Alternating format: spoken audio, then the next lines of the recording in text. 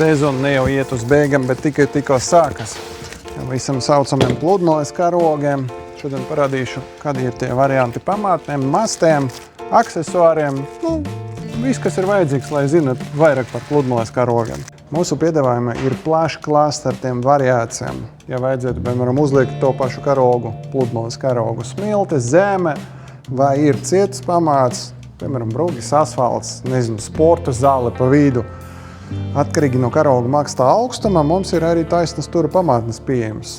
Vai 4 kg, 6, 8 vai vislielāka ir 12 kg pamātne. Ja vieta ir īpaši vējaina, mums piedāvājumā arī ir balāsti. Šīs te balāsts pildus ar ūdeni, plus 10 litri. Liekas virsū, papildus stabilitāti.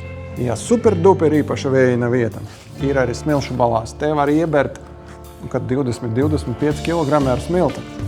Tad reāli neko, nekur nekustās un nekad. Ja meklē pludmales karogu vai pārējie sauc viņu par reklāmas karogiem, buras karogiem, pilēnu karogiem, to var atrast mixmax.lv.